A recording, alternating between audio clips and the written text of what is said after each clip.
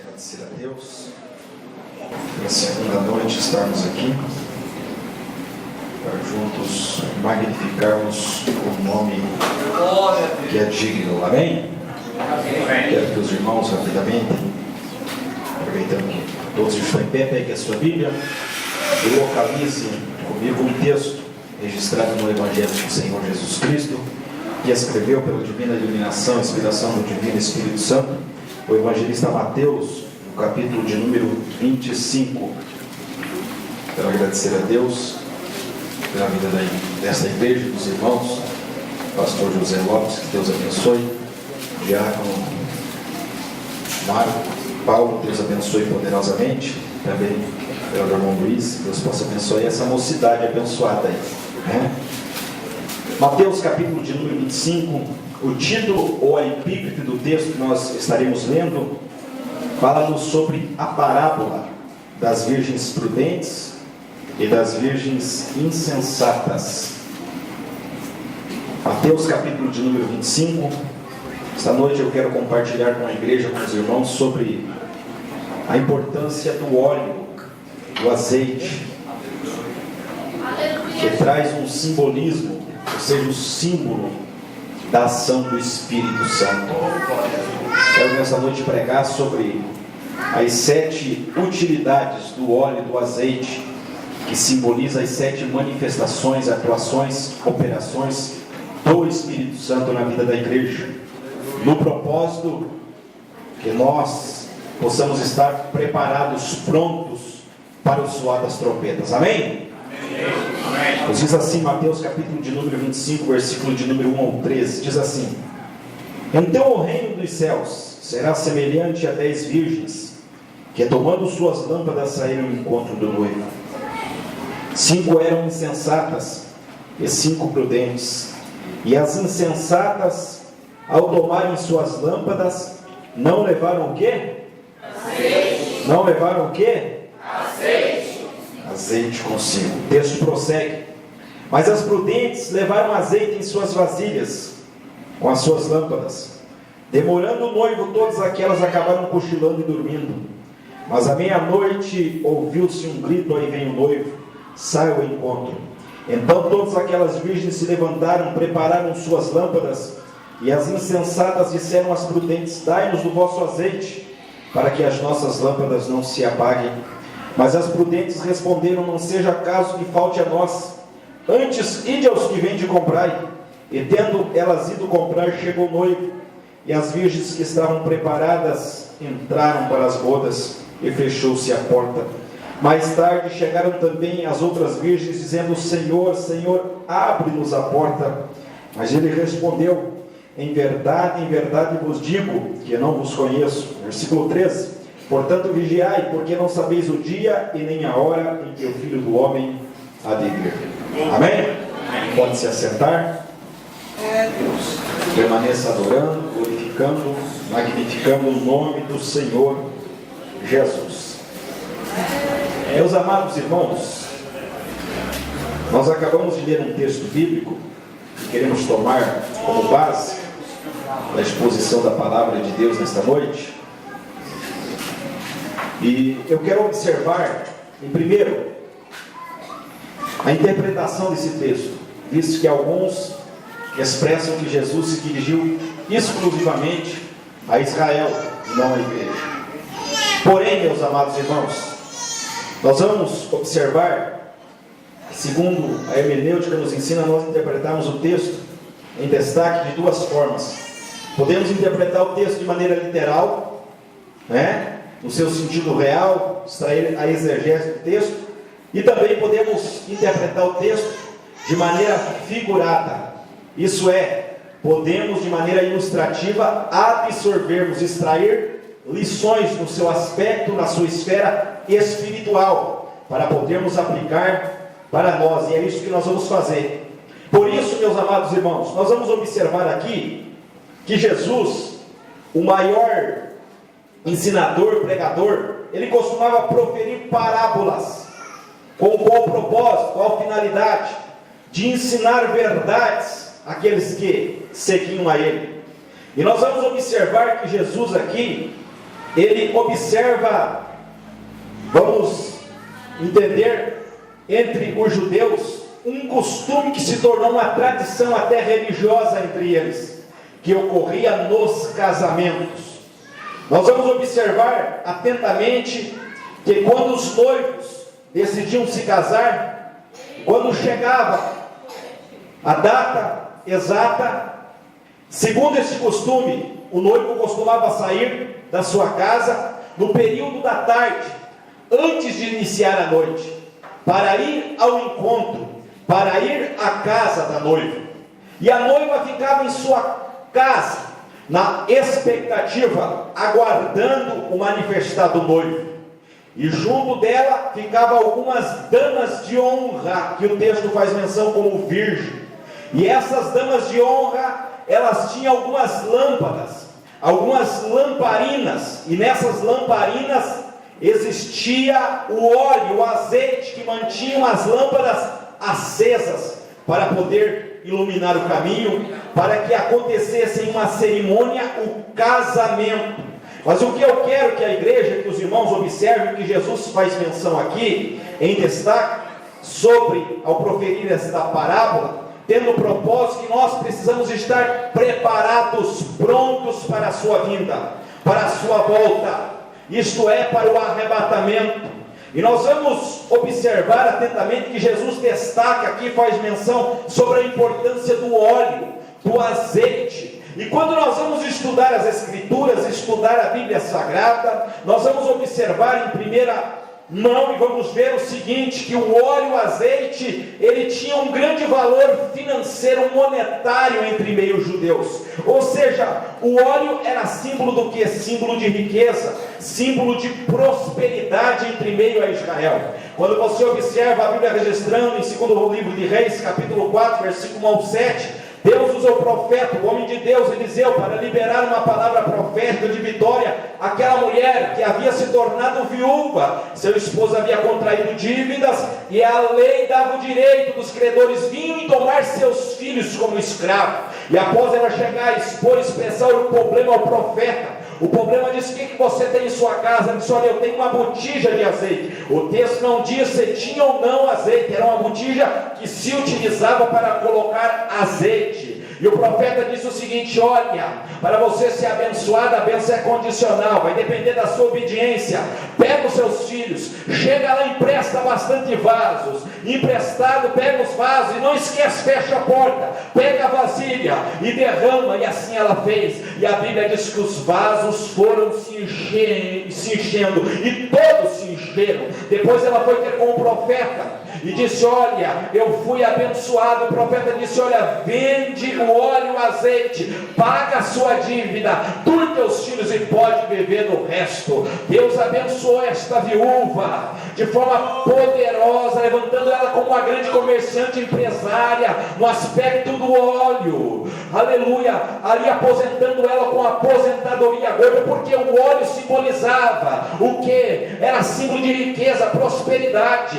E ao estudar as Escrituras, eu encontrei pelo menos 7 utilidades do óleo, no seu aspecto literal, mas que estava intimamente ligado com questões espirituais. Nós vamos observar, em primeiro lugar, o óleo, o azeite na Bíblia Sagrada, ele é utilizado em primeiro lugar para limpeza, para purificação. A Bíblia registra em Levíticos, capítulo de número 14, versículo de número 52. Segundo, o óleo, o azeite na Bíblia, ele era utilizado, nós vamos observar atentamente, como na beleza física, como um cosmético para produzir, vamos dizer assim, a estética. E nós vamos observar esta verdade que a Bíblia fala em Ruth, capítulo de número 3, versículo de número 3. Nós vamos observar em terceiro lugar, que o óleo, o azeite, ele era utilizado também na fabricação para fazer perfumes. Nós podemos encontrar esta verdade em Êxodo, capítulo de número 30, versículo de número 33 em diante. Nós vamos encontrar em quarto lugar que o óleo, o azeite estava ligado também com questões espirituais no aspecto de consagração. Êxodo, capítulo de número 29, versículo 7, registra que ele era utilizado na consagração de sacerdotes. Quinto lugar, o óleo, o azeite era utilizado na Bíblia Sagrada, conforme fala Levíticos, capítulo 6, versículo 14, ao 16, ele era utilizado como alimento para o povo de Deus. Sexto lugar, o óleo e o azeite na Bíblia, ele era utilizado para fins medicinais, isto é, para combater enfermidades. Isaías capítulo de número 1, versículo 6. Sétimo e último lugar, o óleo e o azeite na Bíblia, ele era utilizado, conforme nós podemos observar em Êxodo capítulo 39, versículo 37, como combustível de iluminação. Nós vamos observar que o óleo não podia faltar entre meio ao povo de Deus. Por isso que Salomão expressou em Eclesiastes capítulo de número 8, versículo de número 9, dizendo que nunca falte o óleo sobre a sua cabeça. O salmista no Salmo 133, ele diz: Senhor, quão suave é que os irmãos vivam em união, é como o óleo precioso que desce sobre a cabeça, sobre a barba de Arão.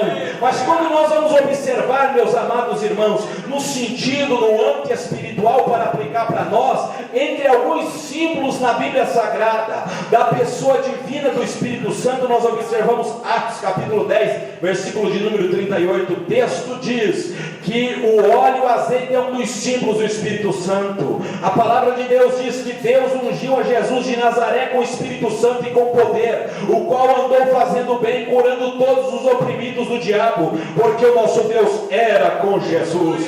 Nós vamos observar que a Bíblia fala em Apocalipse capítulo 5, versículo de número 4, que um dos nomes, dos títulos do Espírito Santo, que nós podemos observar, faz menção sobre os 7 Espíritos de Deus. Nós entendemos que fala das 7 manifestações, atuações, operações do Espírito Santo na vida da noiva do Cordeiro, na vida da igreja, dos santos, dos salvos, com o propósito de preparar a igreja do Senhor Jesus para o glorioso dia, para o dia da sua vinda.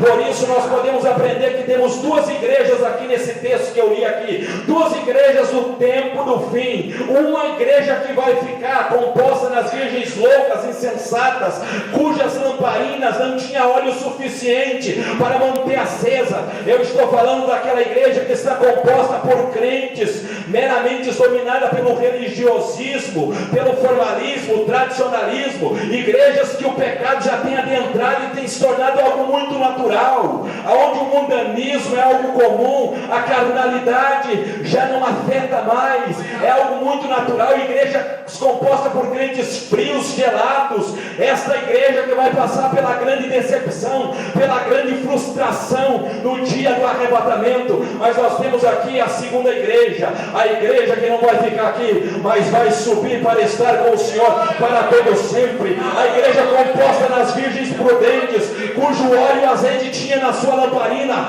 e estava mais acesa que nunca. A igreja que permanece ainda adorando a Deus em espírito e em verdade.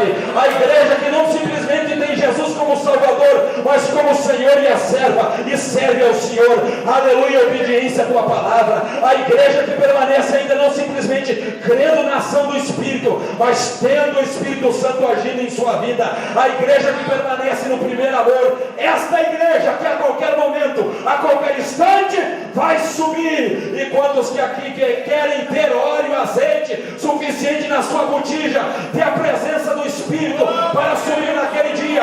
Somente os que creem, levante as suas mãos e adorem a Deus comigo.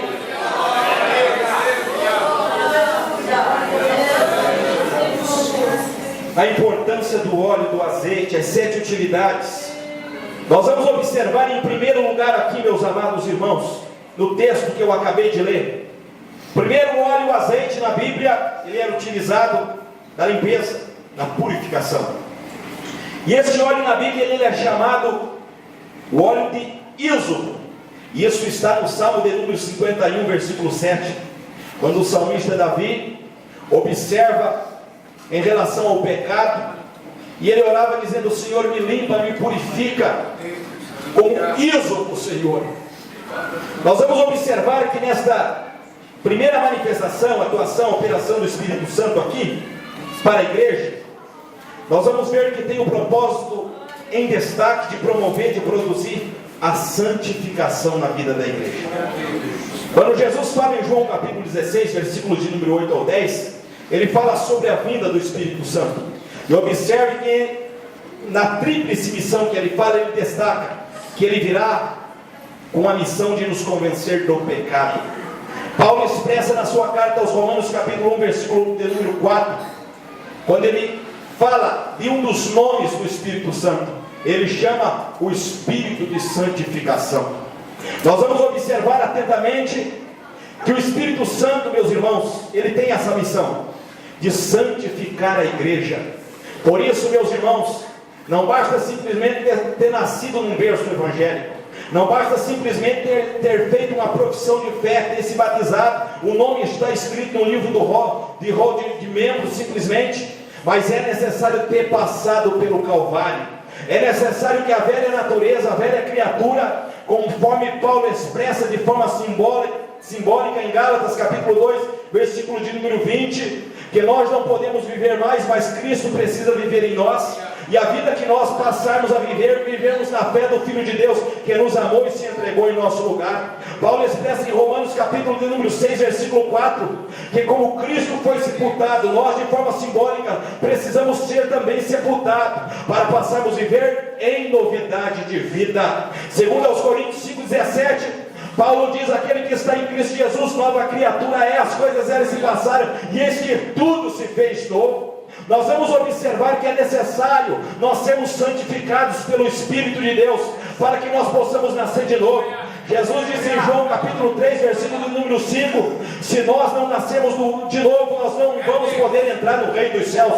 E por que nós precisamos nos santificar? Paulo expressa na sua carta, expondo em 2 Tessalonicenses capítulo 2, versículo de número 13, sobre 3 propósitos. Primeiro, nós precisamos nos santificar para nós estarmos plenamente convictos quanto à nossa salvação. Segundo, precisamos nos santificar para vivermos uma fé viva e plena no Senhor Jesus. Terceiro, precisamos nos santificar para vivermos as verdades do Evangelho. Por isso, meus amados irmãos, a Bíblia diz em Hebreus capítulo 12, versículo número 14, segui a paz e a santificação, sem a qual ninguém vai ver o Senhor.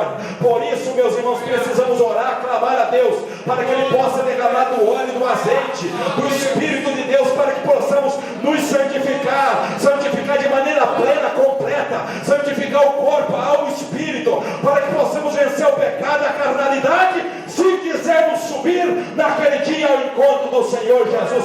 Quantos que querem ser santificados pelo Espírito? É necessário nos sermos santificados pela ação do Espírito, a mente, o coração, e vivemos sob o domínio, possuídos pelo Espírito de Deus. Segundo, o óleo e o azeite era utilizado também na Bíblia Sagrada, conforme eu já fiz menção. Ele era utilizado como um tipo de cosmético para a beleza física, e esse óleo é chamado na Bíblia como o óleo de mirra. A Bíblia diz em Esther capítulo de número 2, versículo de número 12, nós encontramos esta segunda verdade. Isso aqui fala da segunda manifestação, atuação, operação do Espírito Santo na vida da igreja, com o seguinte propósito: de promover e produzir sua glória, sua beleza e seu brilho. A Bíblia diz em 1 Pedro capítulo de número 4, versículo de número 14, que repousa sobre nós o Espírito da glória de Deus. Por isso, meus amados irmãos, a igreja espiritual permanece no salão divino do Senhor. A igreja espiritual, ela permanece olhando no espelho da palavra de Deus, e no rosto, na face, irradiante alegria plena, na expectativa deste grande encontro. Por isso nós vamos observar que Paulo escreve na sua segunda carta aos Coríntios, capítulo 3, versículo 16, ele diz: nós com o rosto, com a face descoberta, nós passamos a esplandecer o brilho da glória do Senhor, através do Espírito Santo. Nós vamos observar sobre essa verdade aqui, meus irmãos, para entendermos melhor, que isso aqui se aplica, sabe o que? Se aplica a alegria na salvação, se aplica o fruto do Espírito, que Paulo fala em Gálatas, dizendo que envolve, além da alegria, do gozo, envolve a paz, a bondade, a longanimidade, a benignidade, o domínio próprio, a mansidão, que nós precisamos ter. Por isso a Bíblia diz em Atos capítulo 13, que Satanás, meus irmãos, ainda que se levantou contra a igreja primitiva, tentando roubar, destruir muitas coisas da igreja, mas não conseguiu roubar a alegria do Senhor da vida deles, não conseguiu roubar a presença do Senhor sobre a vida deles. E hoje nós estamos vivendo em uma época que o diabo tem, meus irmãos, conseguido até mesmo em relação a destruir, acabar com a alegria de muitos crentes. Quantos crentes depressivos, melancólicos, cabisbaixos, crentes, enfim, frustrados, decepcionados. Mas eu tenho certeza que nessa noite, se existir vidas dessa forma aqui, o Espírito de Deus está aqui nesta noite para te tomar, meu irmão, para te levantar, te renovar. Você que adentrou aqui como um bagaço espiritual, receba a presença de Deus aí no seu banco, receba a glória do Senhor, receba a alegria do céu, receba em nome de Jesus e seja curado do estado emocional do teu coração. Aleluia! Deixa ele repreender a tristeza, a angústia e receba a presença de Deus, porque quando nós recebemos a presença do Espírito, ela renova a fé do nosso coração, ela renova a confiança, ela renova o desejo de batalhar. Por isso precisamos ter esta glória sobre o nosso rosto.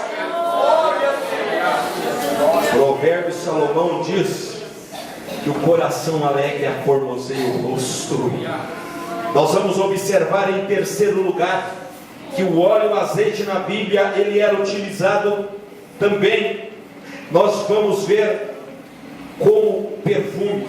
E este óleo e azeite ele era chamado na Bíblia, o seu nome era chamado de óleo de nardo. Nós vamos observar esta referência em Marcos capítulo de número 4, versículo de número 3. Nós vamos observar a Bíblia registrando em João capítulo de número 12. Jesus vai até a casa de Lázaro, chega lá e encontra Marta, e Maria estava lá esperando Jesus, e ela toma um vaso. Dentro daquele vaso existia um óleo que estava composto de um perfume, e ela estava ali de forma profética, falando sobre a morte e a ressurreição de Jesus, e ela passa a ungir a Jesus naquele momento. Jesus fala sobre isso. Paulo expressa na sua carta aos Romanos capítulo 8, versículo de número 17, ele expressa: assim como o Espírito do Senhor ressuscitou a Jesus Cristo, Ele também vai ressuscitar os vossos corpos mortais na sua vinda. O que nós vamos aprender aqui, meus irmãos, nesse terceiro tópico, nesse terceiro ponto desta mensagem aqui, sobre a questão relacionada da ação do Espírito de Deus. Paulo expressa na sua segunda carta aos Coríntios, quando ele expressa no capítulo de número 2, falando a respeito de nós como igreja, como crentes, nós precisamos exalar o bom perfume de Cristo, o cheiro da vida, o cheiro do conhecimento, e não o cheiro do pecado, e não o cheiro da morte. Paulo vai expressando sobre isso, para entendermos melhor. Isto fala de nós vivermos uma vida cheia do Espírito de Deus, para nós exalarmos o bom perfume de Cristo, através do que? Do nosso bom testemunho como cristão. Por isso, nós observamos na vida de Barnabé, quando ele chega na cidade de Antioquia, a Bíblia diz que ele era cheio do Espírito Santo, e ele exalava o bom perfume. Resultou-se que muitos se converteram a Cristo, se aproximaram, porque ele exalava o bom perfume de Cristo. Por isso, crente, nós precisamos exalar o bom perfume de Cristo. O crente cheio do Espírito Santo, ele exala esse bom perfume, ele faz a diferença como o sal da terra, a luz do mundo, como embaixador de Cristo. Ele faz a diferença lá na sua casa, no relacionamento de casal, no tratamento para com os filhos, dos filhos para com o pai. Isto é, ele exala o bom perfume de Cristo lá, no emprego, no serviço, na escola, na faculdade. Por isso, crente, se você não tem exalado o bom perfume de Cristo, pelo contrário, tem exalado o mau cheiro do pecado e da morte, o Espírito de Deus está aqui para, aleluia, derramar o óleo e o azeite do Espírito, para que você possa dar o bom testemunho de Cristo através da tua vida, através dos seus atos. Porque o crente que exala o bom perfume, meus irmãos, o pecador, o ímpio, olha, aleluia, o pecador não tem dúvida, aquele é o embaixador de Cristo, aquele é um homem de Deus, uma mulher de Deus. Mas coisa terrível terrível é quando o crente não consegue exalar este bom perfume, meus irmãos. Ele serve de tropeço, ele serve de escândalo. O ímpio olha e diz: olha, eu vou para a igreja porque se for para mim ser como fulano, eu fico aqui no mundo. Se for para mim, enfim, ir para a igreja para ver o que ele pratica, o que ele faz. Por isso, meus irmãos, precisamos exalar o bom perfume de Cristo. Em quarto lugar, o óleo e o azeite, nós vamos observar na Bíblia Sagrada, ele era utilizado, meus irmãos, com o seguinte propósito. Nós vamos observar, não simplesmente na consagração